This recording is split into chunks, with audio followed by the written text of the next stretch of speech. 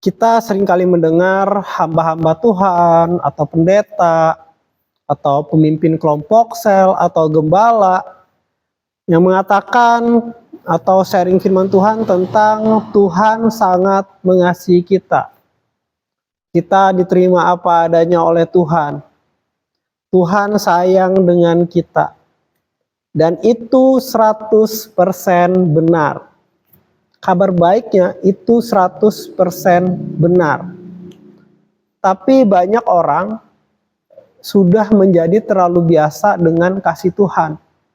Bahkan menganggap remeh kasih Tuhan.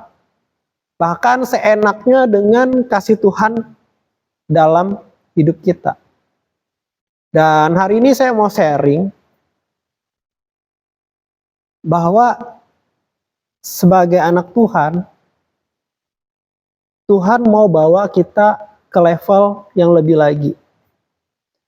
Tuhan mengasihi kita itu sudah di luar kepala. Dalam tanda petik ya, dalam bahasa kita itu sudah di luar kepala. Kita sudah sadar betul, kita sudah sangat tahu betul bahwa Tuhan mengasihi kita. Itu benar, itu 100% benar, dan kita sudah tahu betul itu. Selanjutnya, Tuhan mau membawa kita ke level yang lebih tinggi lagi. Jadi dalam hidup ini, setiap kita dikasihi. Kita bisa melayani Tuhan, kita punya kerinduan melayani Tuhan, kita punya kerinduan berkomunikasi, bersaat teduh, intim dengan Tuhan. Itu karena kita merasa kita dikasihi Tuhan. Kita tahu kita dikasihi Tuhan. Bahkan kita melayani, kita bersaksi, seperti saya melayani saudara saat ini, karena kita sadar kita dikasihi Tuhan, kita antusias melayani Tuhan, kita punya gairah melayani Tuhan, kita punya gairah untuk membangun hubungan dengan Tuhan, karena kita tahu kita dikasihi Tuhan. Tapi saat ini Tuhan mau membawa kita ke level yang lebih tinggi lagi daripada level dikasihi. Setiap orang itu dikasihi Tuhan. Orang yang berdosa, mau kamu berdosa seperti apapun, Tuhan mengasihi kamu. Karena kasih Tuhan itu sudah sempurna dalam hidupmu. Jadi kasih Tuhan itu tidak dipengaruhi oleh kamu baik atau kamu jahat. Kamu sangat jahat, Tuhan tetap mengasihi kamu. Tuhan mengasihi kamu dan kasihnya tidak berubah. Kamu berbuat baik sebaik apapun itu nggak menambah kasih Tuhan dalam hidupmu. Kamu berbuat dosa itu nggak mengurangi kasih Tuhan dalam hidupmu. Karena Tuhan mengasihi kamu itu tanpa syarat dan dengan kasih yang kekal dan dengan kasih yang sempurna. Jadi apapun yang kita lakukan, baik atau jahat, itu tidak menambah atau mengurangi kasih Tuhan dalam hidupmu. Tapi hari ini, pesan firman Tuhan hari ini, Tuhan mau membawa kamu ke level yang lebih lagi dari level dikasihi, yaitu level bisa dipercaya oleh Tuhan. Banyak kita sebagai anak Tuhan yang stuck di level dikasihi, tetapi belum bisa sampai ke level bisa dipercaya oleh Tuhan. Karena nggak sembarang orang, nggak semua orang bisa sampai ke level bisa dipercaya oleh Tuhan. Of course, itu dimulai dari level dikasihi dulu. Ketika kita dikasihi oleh Tuhan, kita sadar diri kita dikasihi oleh Tuhan, kita jadi cinta dengan Tuhan, dan kita jadi radikal dengan Tuhan, dan kita belajar taat dengan Tuhan. Itu semua berawal dari ketika kita mengalami kasih Tuhan. Dan dari situ Tuhan mau bawa kita ke level selanjutnya, yaitu level bisa dipercaya oleh Tuhan. Banyak orang-orang, mereka tahu Tuhan itu Maha Pengampun, tapi mereka tidak mau hidup mereka berubah. Dan hari ini kita mau lihat dua orang di dalam Alkitab, yaitu Saul dan Daud. Saul itu dikasihi Tuhan, karena kasih Tuhan itu tanpa syarat. Daud juga dikasihi Tuhan. Sampai di sini mereka punya level yang sama. Tetapi bedanya, Saul dia tidak dapat dipercaya oleh Tuhan. Karena Saul dia lebih mementingkan untuk menyenangkan hati manusia ketimbang menyenangkan hati Tuhan. Kalian bisa baca ceritanya di Bible. Dia lebih memikirkan gimana menyenangkan hati manusia daripada menyenangkan hati Tuhan. Dia lebih takut kepada manusia daripada takut kepada Tuhan. Lebih takut pendapat manusia daripada pendapat Tuhan. Dia lebih mementingkan pendapat manusia, pengakuan manusia, daripada pendapat dan pengakuan Tuhan. Dia tidak taat dengan Tuhan. Sehingga Saul tidak bisa dipercaya oleh Tuhan. Daud adalah orang yang dapat dipercaya oleh Tuhan. Dan kita lihat akhirnya terjadi yang namanya transfer crown. Dari Saul kepada Daud. Mahkota Saul Tuhan berikan kepada Daud. Tanggung jawab Saul sebagai pemimpin Tuhan berikan kepada Daud. Karena Tuhan mendapati Daud lebih dapat dipercaya oleh Tuhan. Nah, pesan firman Tuhan hari ini. Setiap kita dikasih Tuhan, sama seperti Saul dikasih Tuhan. Orang-orang di luar pun yang tidak mengenal Yesus, mereka dikasih Tuhan. Tapi sudahkah kita menjadi orang yang dapat dipercaya oleh Tuhan? Tuhan itu melihat keseluruhan hati kita. Dia mengecek hati kita, menelusuri hati kita. Dan ketika Tuhan mengecek hati kita, menyelidiki hati kita, apakah Tuhan kita dapat dipercaya? Apa motivasimu hari ini melayani Tuhan? Banyak orang yang melayani Tuhan, tetapi tidak semua mereka dipanggil Tuhan untuk melayani Tuhan. Karena ada orang yang melayani, ya, yang manggil itu bukan Tuhan, tapi sekolah Alkitab. Ada orang yang melayani, yang manggil itu bukan Tuhan, tetapi orang tuanya disuruh kuliah di sekolah Alkitab. Ada orang yang melayani Tuhan karena memanggil dirinya sendiri. Karena ingin populer, karena ingin, mungkin dia melihat pendeta-pendeta terkenal, sukses, dia pengen seperti itu juga. Pengen dikagumi orang, pengen punya uang, pengen segala macam. Banyak orang punya motivasi yang bermacam-macam.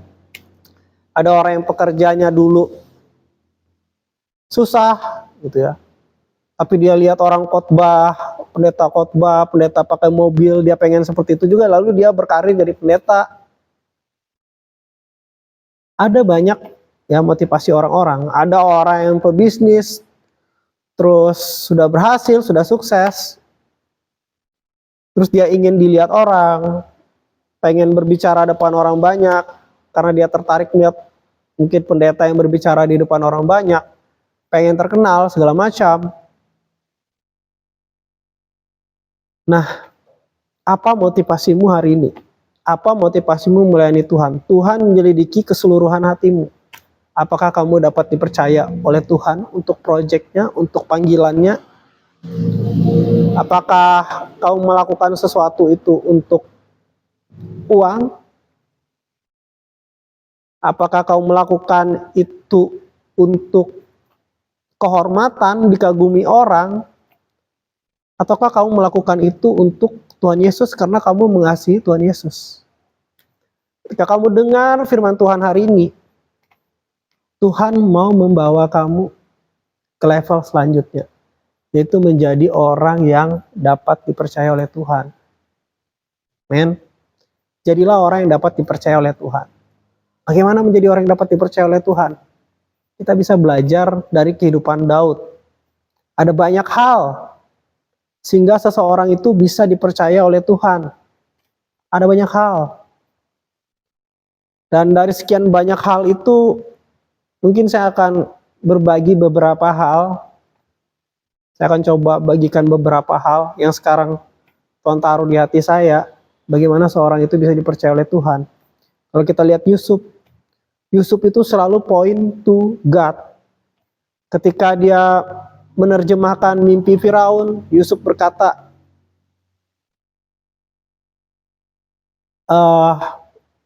Yusuf tidak berkata, aku akan menerjemahkan mimpimu, tapi dia berkata, Tuhan yang menunjukkan kepada saya apa arti mimpimu. Ketika dia digoda istri Potifar, Yusuf tidak berkata, aduh kalau aku melakukan ini nanti ini menyakiti hati Potifar. Yusuf tidak berkata seperti itu, tapi Yusuf berkata, bagaimana mungkin aku bisa melakukan kejahatan yang besar di hadapan Tuhan. Yang ada di pikiran Yusuf adalah tentang Tuhan, Tuhan, Tuhan. Ketika dia punya anak, dia beri nama-nama sebagai pengingat apa yang Tuhan lakukan dalam hidupnya. Aku beri nama ini karena Tuhan sudah membuat aku melupakan penderitaanku. Aku beri nama anakku ini karena Tuhan sudah membuat aku berbuah di tempat di mana aku menderita. Jadi dia membuat nama anak itu juga ada untuk mengingat Tuhan.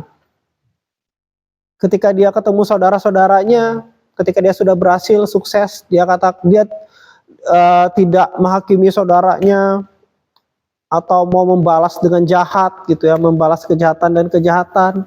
Tetapi Yusuf berkata, Tuhanlah yang membawa aku ke tempat ini untuk suatu tujuan, yaitu memelihara kehidupan bangsa yang besar. Jadi segala sesuatu yang Yusuf lakukan itu ditujukan kepada Tuhan. Begitu juga, kamu melayani saat ini, kamu berhasil, kamu sukses. Apakah itu untuk kepentinganmu pribadi, ataukah itu untuk kemuliaan nama Tuhan, untuk memperkenalkan Tuhan ke banyak orang. Kalau kita lihat Daud orang yang bertanggung jawab. Yusuf dapat dipercaya oleh Tuhan, kita bisa banyak belajar dari Yusuf. Dan kita saat ini belajar dari Daud juga. Daud dapat dipercaya oleh Tuhan. Apa yang dilakukan Daud? Daud itu orang yang bertanggung jawab. Dia dipercayakan 2-3 ekor domba. Dia tidak mengeluh atau bersungut-sungut atau menggerutu. Kenapa cuma 2-3 ekor? Tapi dia bertanggung jawab dengan 2-3 ekor domba itu. Ketika dia mau meninggalkan 2-3 ekor domba itu untuk dia mendatangi saudara-saudaranya di medan perang mengantarkan makanan, dia titipkan domba-domba itu ke orang lain. Jadi Daud ini orang yang bertanggung jawab. Daud juga orang yang rendah hati. Dan banyak lagi yang bisa kita pelajari ya, dari tokoh-tokoh Alkitab, bagaimana mereka bisa dipercayakan Tuhan lebih lagi. Dan teman-teman bisa pelajari sendiri ya tokoh-tokoh Alkitab, karena saya di sini bukan mau kasih firman yang instan buat kamu, tapi saya rindu kamu sendiri yang menyaksikan ini juga membaca Alkitabmu pribadi. Kau buka Alkitabmu, kamu baca, kau pelajari Daud, Yusuf, Yohanes Pembaptis, Daniel, apa yang mereka lakukan, bagaimana karakter mereka. Minta Roh Kudus tuntun kamu untuk memberikan kamu revelation, pewahyuan, apa yang mereka lakukan sehingga mereka bisa dipercayakan oleh Tuhan.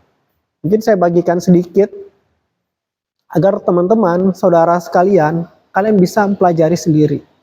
Jadi saya berharap kalian yang menyaksikan firman Tuhan singkat ini, kalian setiap hari jangan cuma baca firman Tuhan singkat, 1 menit di TikTok, di Instagram, segala macam. Tapi cobalah kalian baca Alkitab secara keseluruhan. Dan kalian pelajari. Ada banyak tokoh-tokoh di Alkitab yang bisa kita pelajari hidupnya. Bisa kita ambil sisi positifnya, bisa kita hindari kekurangannya, sisi negatifnya.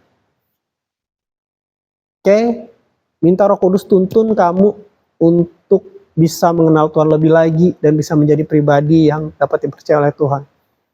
Bapak, anak berdoa buat setiap kami saat ini Tuhan. Biarlah Engkau menuntun, Engkau menolong kami Tuhan. Supaya setiap kami bisa menjadi orang yang dapat Engkau percaya. Bisa menjadi orang yang dapat dipercaya oleh Tuhan. Di dalam nama Tuhan Yesus Kristus terjadi atas kehidupan kami. Amin. Tuhan Yesus memberkati. Bye.